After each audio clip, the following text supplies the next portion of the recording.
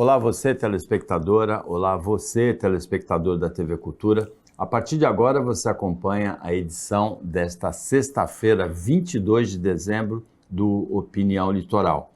Você vai ter análises, comentários das notícias, das situações, pelo advogado Roberto Mohamed, como todas as sextas-feiras. Nesta terça-feira também, Roberto Mohamed, nós discutimos aqui, inclusive com a presença do presidente da Associação Comercial de Santos, o Mauro Samarco, a reforma tributária que tinha sido promulgada com tumulto, com confusão na Câmara no dia anterior. Essa confusão, esse tumulto a gente vê no próximo bloco. Mas a reforma tributária talvez seja o grande marco desse primeiro ano do governo Lula. Sem dúvida nenhuma, Paulo, principalmente, boa tarde, em primeiro lugar, porque a gente está há 30 anos esperando uma reforma tributária, não necessariamente para pagar menos imposto, porque isso não vai acontecer. Porque nenhum ente arrecadador, Estado, União, o município, vai admitir perder receita. Então podem esquecer. Para isso precisaria de uma reforma administrativa e de uma reforma para fiscal. Economizar. Agora, o que vai acontecer é uma simplificação do sistema tributário. Quem lê a legislação do ICMS fala, não, isso aqui é feito para roubar. Por que eu estou falando isso? Porque ele faz com que todo fiscal de ICMS sempre tenha alguma coisa para autuar a pessoa. É inacreditável. Mas por quê? Porque a legislação é feita para ser impossível de ser obedecida. Tantas coisas que ela cria. Com o IVA, que vem junto com a reforma tributária, você tem uma mudança de sistema para ser simplificado. Com essa simplificação, que vai juntar ISS, ICMS e IPI, você vai ter uma racionalização do sistema. Mas ninguém vai perder nada. Aí eu fico espantado e chocado em ver uma pessoa que foi a deputada federal, uma das mais votadas da região, se não foi a mais votada, ficou em segundo lugar, dizendo uma bobagem, e o pior é que quer ser prefeita. Eu vou pedir para a produção passar o vídeo da justificativa do voto contrário da deputada Rosana Vale. Amigos, Santos vai perder por ano 750 milhões com a reforma tributária que foi aprovada ontem, tarde da noite. E eu votei contra a reforma tributária que infelizmente foi aprovada. E eu estou triste, muito triste pela cidade de Santos, que perde 750 milhões, o que daria para construir 5.000 casas da CDHU todos os anos. Por que Santos vai perder? Porque Santos tem uma arrecadação de ISS que é em torno de 1 bilhão por ano. Hoje, esse imposto fica 100% na cidade para ser usado aqui para os santistas. A arrecadação do nosso ISS é alta por causa do Porto de Santos. Pois bem, com a reforma, esse imposto agora vai direto para os cofres do Estado. Só 25% desse ISS é que vão voltar para Santos. Isso significa dizer que Santos perde 750 milhões todos os anos. Eu não sei como a cidade vai fazer. Para a gente ter um exemplo, a arrecadação do IPTU de Santos é de 500 milhões por ano. Então, Santos vai perder 1,5 vezes o que arrecada. É inacreditável como uma pessoa, ou ela é muito mal assessorada e só tem idiotas trabalhando no gabinete dela, ou ela é uma pessoa mal intencionada e já começou uma campanha para prefeito que a gente já sabe, já está imaginando que é baseada em mentiras. Vamos explicar para a deputada Rosana Vale, porque eu vou confiar de que ela é mal assessorada, né? E não mentirosa. Santos não vai perder 750 milhões. Santos vai ganhar com a reforma tributária. Por isso todos os outros deputados da região votaram a favor. Mourão foi prefeito da Praia Grande. Se a Praia Grande perdesse dinheiro, o Mourão não tinha votado a favor. O Paulo Alexandre foi prefeito de Santos. Se Santos fosse perder 750 milhões, aqui queria votar a favor. Eu não sei o que essa pessoa tem na cabeça. Primeiro lugar, não vai haver perda. Santos vai ganhar a arrecadação. Porque a ilustre deputada esqueceu uma coisa. O novo imposto é a unificação do ISS, do ICMS e do IPI. Santos hoje perde uma fortuna de ICMS porque tem uma arrecadação muito pequena e vai para o Estado que fica manipulando a entrega desse dinheiro. O ISS é de Santos. Ele vai para o Estado e ele volta. Só que ele volta com o ICMS, distribuído pelo fundo chamado de IBS, que é o Fundo de Desenvolvimento Regional. Sabe quanto esse fundo vai dar, Paulo? No primeiro ano da reforma? 60 bilhões de reais. Deputada, 60 bilhões de reais que vai ser distribuído entre os municípios, porque hoje o ICMS, que é a parte do município no ICMS, que a senhora não sabe nem como é que calcula, ele fica concentrado na capital, na cidade de São Paulo. Ele agora vai ser dividido entre todos os municípios. E Santos é a maior cidade da nossa região. Desses 60 bilhões de fundo, Santos vai receber mais de 1 bilhão em relação ao ICMS. Eu não sei quem fez o cálculo para a senhora. A senhora quer justificar um voto político, demagógico e ridículo da sua parte. Por sinal, a sua postura tem sido essa. A senhora aqui neste programa, a gente mostrava projetos que a senhora tinha votado a favor ou contra e a senhora dizia que não tinha votado. Aí a gente mostrava que a senhora tinha votado, a senhora não lembrava. Porque a senhora não sabe nem o que a senhora vota. O que parece é que todo o seu trabalho legislativo é um castelo de carta. A única coisa que a gente ouve a senhora falar, eu trouxe verba para não sei quem, emenda para não sei quem. Deputado, isso não é papel do deputado, é legislar. Tem que ter um mínimo de preparo, um mínimo de estudo. É isso que a senhora quer fazer na prefeitura? É isso que a senhora vai fazer em mais 2, 3 anos de mandato?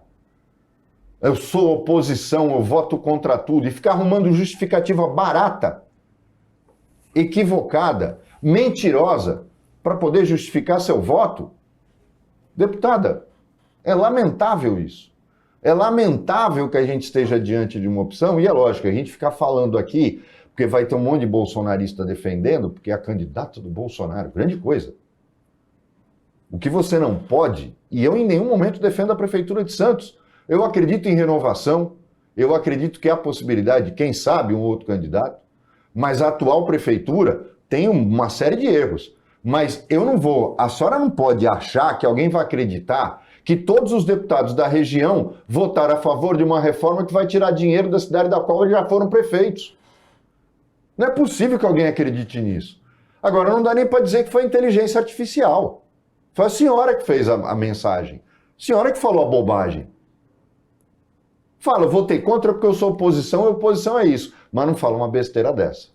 Agora, parece que é o inferno astral da deputada Rosana Vale, porque hoje, e a gente tem a imagem também, o Jornal Diário de São Paulo estampou como manchete que a Rosana Vale foi a deputada federal por São Paulo que mais gastou dinheiro da Câmara em 2023, quase R$500 milhão, 464 mil dos 70 deputados pelo jornal, pelas contas da Câmara, a deputada que mais gastou.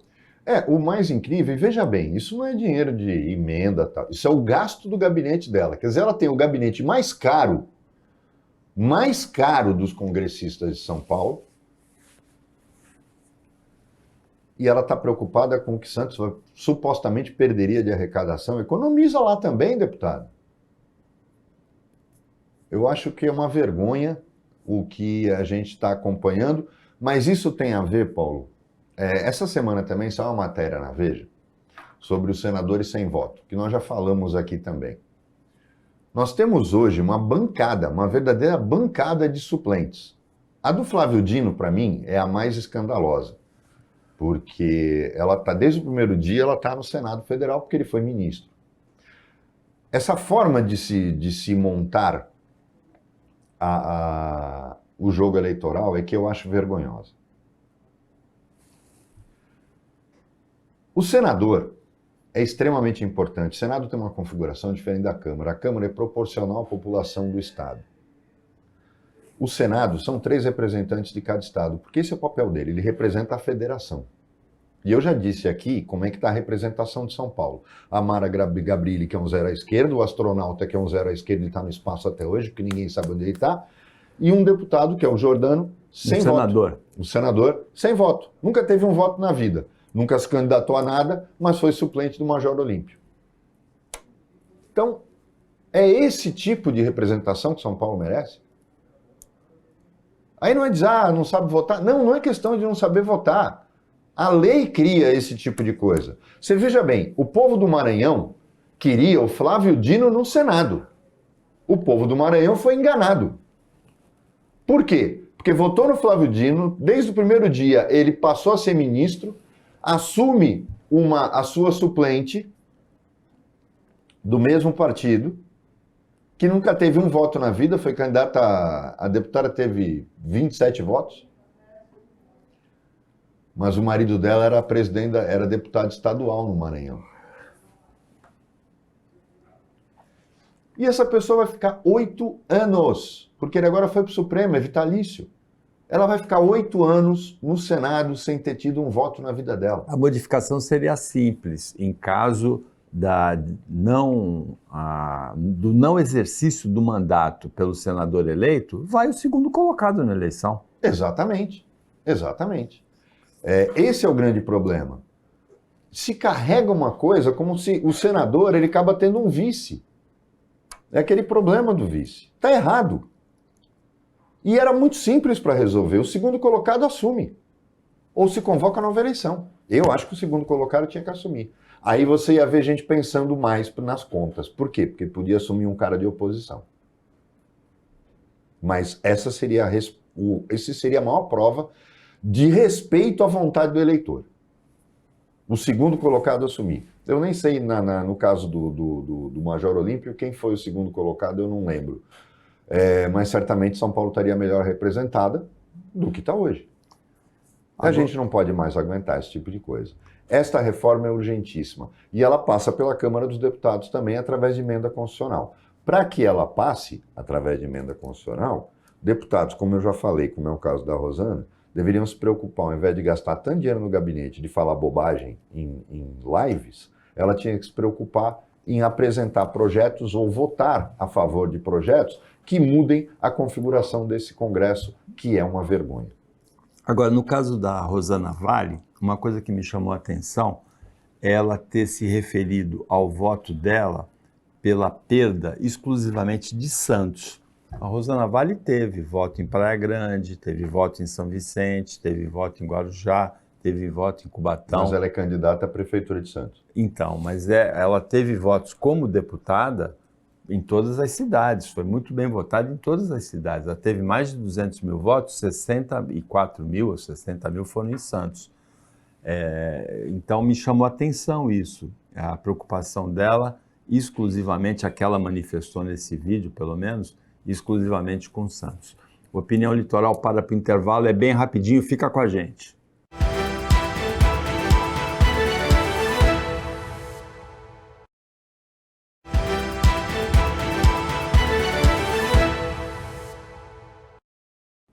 Voltando com a Opinião Litoral desta sexta-feira, como todas as sextas-feiras, o Roberto Mohamed analisando as questões com você.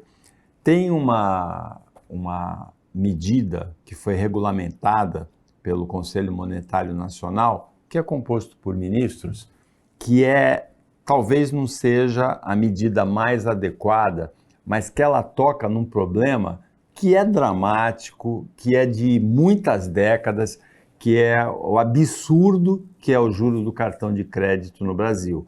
Eu não entendo que a medida que foi tomada seja mais adequada. O que a gente devia ter é juro civilizado no Brasil. Mas ela corrige pelo menos uma das situações absurdas criadas pelos juros escorchantes do cartão de crédito.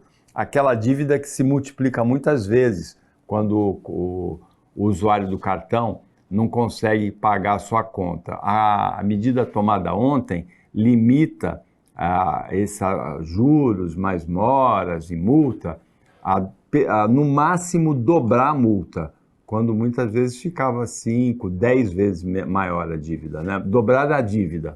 Mas está equivocado o raciocínio que foi colocado hoje, infelizmente, até no Jornal da Manhã da TV Tribuna, que fala, se você deve 100, você só vai poder dever 200. Não existe isso. Até porque seria impraticável. Então, se você passam 5 anos, eu cheguei no 200, não existe. É por ano. A dívida não pode ultrapassar 100% do valor original por ano. Mas essa decisão, inclusive, ela está inadequada. No Brasil, ainda é um absurdo. No Brasil, eu já outro dia falei disso aqui. Os cartões de crédito, eles são ligados a bancos. Essa história do cartão dizer que o cartão é separado, ele não é financeira. A bandeira do cartão é divorciada do banco. Mas cada banco cria a sua própria administradora de cartões. Então, por exemplo, o Mastercard do Itaú não é administrado pela mesma empresa que tem o Mastercard do Bradesco. O Bradesco ele tem, por exemplo, duas administradoras de cartão. Ele tem a Bradesco Card, Bradesco Cartões, que administra o Mastercard, o Visa e o Elo do Bradesco, que são bandeiras multinacionais. E ele tem também a Tempo SA. A Tempo é a administradora do American Express, que no Brasil é representado pelo Bradesco. Ele foi obrigado a fazer isso, porque o American Express Mundial não admite que ele fazer parte integrante de uma empresa que administra várias bandeiras. O American Express é um cartão até nos Estados Unidos de elite, e eles têm, então o Bradesco montou uma empresa só para cuidar do American Express, enquanto a Bradesco Cartões cuida das outras bandeiras. O Itaú tem a Itaú Card, que administra as bandeiras Visa e Mastercard dela, de todos os segmentos do Banco Itaú, seja o Personnalité, seja as agências normais. E assim por diante, o Banco do Brasil tem a Eurocard, ele também administra, ele tem uma bandeira de American Express, mas é uma bandeira secundária e autorizada pelo próprio Bradesco e não é uma American Express puro. Por isso que ele joga tudo na Eurocard, né? Justamente como se fosse uma bandeira igual a Visa e Mastercard. O American Express no Brasil é só do Bradesco. Dito isso, com essa justificativa que eles não são financeiras, eles dizem que eles são obrigados a buscar o dinheiro no mercado para cobrir quando você não paga. E aí isso justificaria uma taxa de juros que chega a 14%. Eles usam como base de cálculo que eles entram num crédito parecido com cheque especial, cuja taxa chega a 8%, 9%. Isso tudo é uma grande mentira. Se o cartão é administrado por uma empresa do próprio banco da qual ele faz parte, ou seja, o grupo financeiro, é lógico que ele não paga 9% como se fosse um cheque especial. Ele faz uma operação de crédito de 2%. O lucro absurdo que essas operadoras de cartão têm, elas rezam para você ficar inadimplente, porque é uma coisa absurda o que eles ganham. Então ele paga 2, 3 para o banco da qual ele faz parte, que já está tendo lucro nessa operação de crédito, e te cobra 14, 15, isso tudo é lucro desta empresa de cartão que é do banco. Não vai para a bandeira lá fora. Esse é o grande problema do que a gente está assistindo no Brasil. Então era muito simples. 100% é uma palavrinha mágica. Se o Conselho Monetário Nacional fosse minimamente independente e não pressionado pelos bancos e controlado pelos bancos, o que ele faria? Ele falaria o seguinte: você só pode usar 100% em cima dos juros que você paga. O que isso significa? Você não paga a sua fatura do Itaú, do seu cartão Itaú. Aí, a operadora do seu cartão, a Itaú Card, vai buscar no Itaú a cobertura da sua fatura e vai pagar por esse dinheiro 2%. Ou seja, ela só pode cobrar de você se o Conselho Monetário Nacional tivesse minimamente vergonha na cara, ele tinha colocado 100% do que ele paga, do custo do dinheiro. Porque, inclusive, ou seja, não é só difícil. Ia poder cobrar 4%. Não é difícil de fiscalizar, porque isso tudo é escriturado, sim, é controlado pelo próprio Banco Central. E informatizado, né? Exatamente. Então, olhem bem como é que é o negócio. Se os 100% fossem feitos da seguinte forma: a dívida não pode dobrar. Não tem nada a ver com a dívida. Você tem que dizer para o banco o seguinte: quanto você paga por este dinheiro que você toma? Eu pago 2%. Então você só pode cobrar 4% do devedor. Só pode dobrar a taxa de juros. E a multa é uma vez só. Então a multa não entra nisso. A multa é uma vez só de 2%. Se você fizesse isso ao final do ano, sua dívida não dobraria. Porque a gente está falando de 4% ao mês. Deu para entender como a gente é enganado e o Conselho Monetário Nacional, ao invés de cumprir seu papel, engana mais as pessoas dizendo, olha como eu me preocupo com você. Então, se você deve 4 mil, a dívida vai chegar a 8, só que no ano seguinte ela vai chegar a 16. E no outro ano a 32. Foi isso que eles aprovaram. Refrescou alguma coisa? Não, claro que não. Quando você está trabalhando com uma taxa Selic que ao ano é inferior a 15%, como é que você justifica um cartão de crédito cobrar 14% num único mês do inadimplente? Então, se era para mexer, era nisso que tinha que mexer. E não fazer o que eles fizeram. Mohamed, a Câmara aprovou a taxação das apostas, que viraram uma febre no Brasil, até com muito atraso, né? Porque essa febre já tomou conta do Reino Unido, por exemplo, há muitas décadas. Desde o né? século passado, no início do século passado. Apostam tudo, né? Apostam até... Em tudo eles apostam, né? No Brasil, as apostas esportivas viraram uma febre, vieram de operadoras estrangeiras, né? Patrocinam os grandes clubes de futebol, inclusive hoje, patrocinam muitos meios de comunicação e vão passar a ser taxadas no ano que vem. Então, aí também desnuda a grande hipocrisia brasileira, né? O brasileiro gosta de ser enganado. Vamos pensar bem um projeto que está engavetado na Câmara dos Deputados, que é o da liberação do jogo no Brasil. O que justifica eu não ter um cassino no Brasil e eu não ter, por exemplo, a legalização do jogo do bicho? O que faria com que os bicheiros não tivessem mais papel relevante, porque é lógico, eu posso fazer o jogo do bicho administrado pela Caixa Econômica Federal, ou até por particulares fiscalizados. Acabava com isso. Olhem bem o que você faz, você mata uma boa parte do crime organizado, cujo financiamento vem do próprio jogo do bicho. É muito bom aquele documentário da Globoplay sobre o universo do jogo do bicho. Mas o que tem nesses sites de apostas é que me choca. Nenhum deles está no Brasil. Todos eles estão lá fora, porque no Brasil não há regulamentação disso. O governo pega e se preocupa em taxar a ilegalidade. Deu para entender isso? Não existe imposto sobre ato ilícito, Paulo. O que me espanta é que se permite que essas empresas patrocinem clubes de futebol, patrocinem campeonatos, numa atividade ilegal. Meios de comunicação. Porque é ilegal no Brasil a exploração de jogo de azar. E a aposta é um jogo de azar. Aí todo mundo vai falar, mas não tinha aposta de corrida de cavalo nos jockeys? Tinha. Tem. É que agora não tem mais corrida de cavalo, né? Porque até o jockey de São Paulo vai acabar. Mas era uma outra modalidade específica que também sempre foi uma hipocrisia.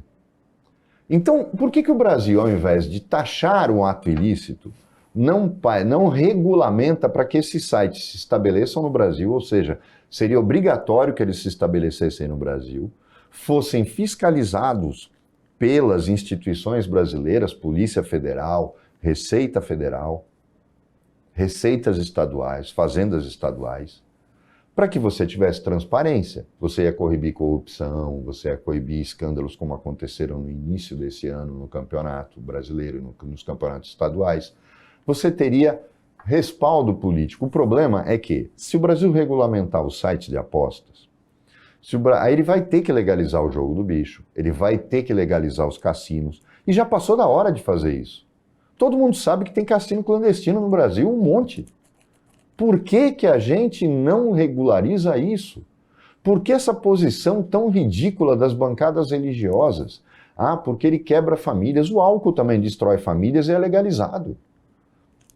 E da mesma forma, a gente já questionou aqui várias vezes. Por que que a maconha não é legalizada no Brasil?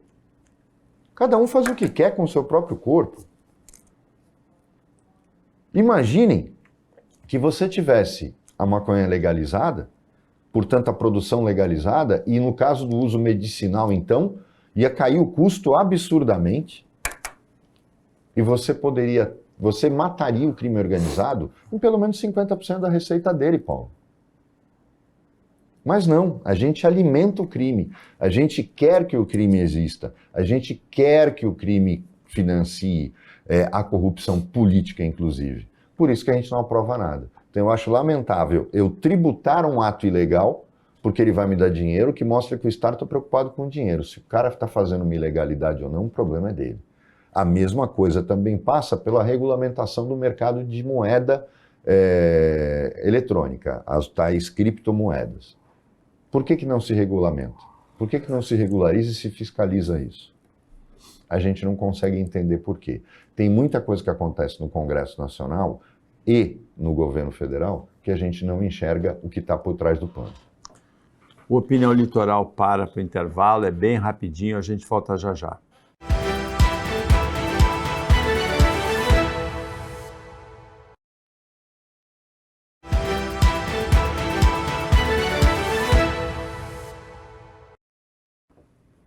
Voltando com a Opinião Litoral desta sexta-feira, agora é o último bloco, a semana foi marcada por uma cena, assim, sob todos os aspectos, lamentável, a chegada do presidente Lula ao Congresso para a promulgação da reforma tributária.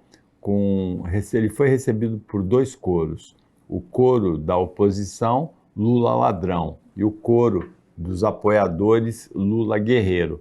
Depois disso, houve a agressão de um deputado do Republicanos de Minas Gerais por um deputado do PT, e a consequência da agressão também teve ataque homofóbico, foi pior ainda, o deputado chorou, que o deputado que foi agredido, foi uma coisa assim, não dá nem para definir o que aconteceu no Congresso nesse dia. É uma falta de respeito, a gente vai ver o vídeo, agora as pessoas vão ver até onde pode chegar a baixaria e a falta de dignidade, não é só falta de decoro, não, de dignidade de congressistas. Esse moleque Nicolas, eu acho que ele precisa levar uma sova, porque ele é muito irresponsável, ele é moleque, ele é ridículo, ele não tem nada de relevante no trabalho dele político em um ano. Por isso que eu falo, tem um nível, essa molecada que chegou no Congresso, você olha, por exemplo, o nível do Kim Kataguiri, que é oposição, já falei para você, exagera em algumas coisas, mas o Kim é um menino inteligente, ele é preparado, ele apresenta projetos de lei com respaldo. A Tabata Amaral faz a mesma coisa. Esse moleque, esse Nicolas, não faz nada, a não ser se expor ao ridículo. Pedi pro Davidson colocar no ar.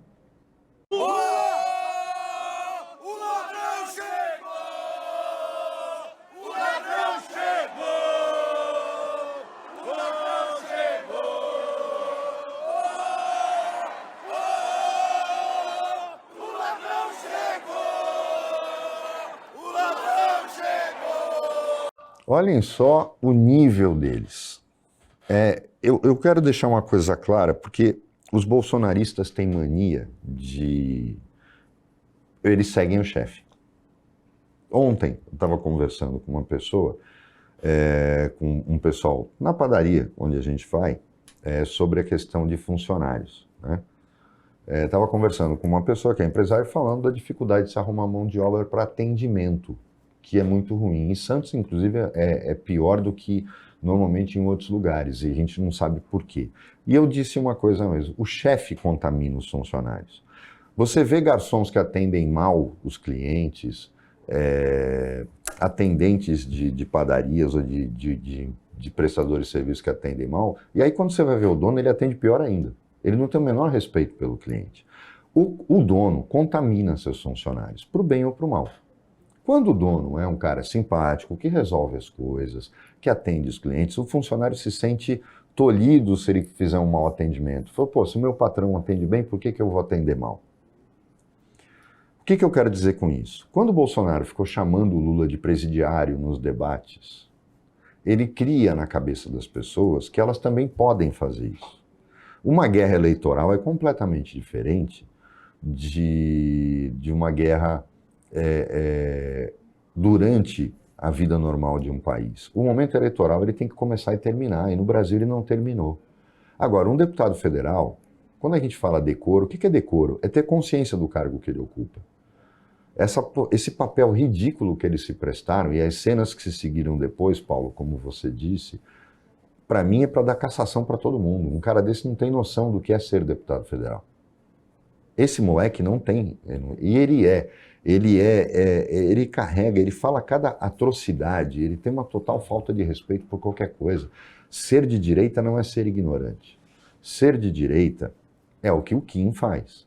Mesmo a Adriana Ventura, que tem exagerado muito, ela tem um limite. Esse moleque não tem limite. E é isso que ele é, um moleque. Eu não posso conceber um congresso com um moleque sendo deputado federal. E aquela turma toda que estava do lado dele, que são os bolsonaristas, essa turma toda que grita mito pro Bolsonaro, tem que entender, e aí, Paulo, fica até para voltar para o primeiro bloco, a gente pode mostrar o que for, a gente pode desmentir o que for, a pessoa que é fanática não muda de opinião. A gente não fala para essas pessoas. É óbvio que a gente não fala para essas pessoas. O bolsonarista raiz aplaudiu isso. O Lula é o presidente da República. Se o oponente dele chamou ele de presidiário durante a campanha acabou. Você tem que respeitar o cargo. Se o Lula não tem condição de ser presidente, que o Nicolas protocole um pedido de impeachment na Câmara. O que não pode é essa profunda falta de respeito. E eu me refiro a qualquer um. Isso poderia, eu estou falando disso, isso poderia acontecer numa Câmara Municipal ou numa Assembleia Legislativa. Isso é inadmissível e mostra a falta de nível mínimo para ocupar o cargo que esses moleques ocupam. Isso é uma coisa ridícula.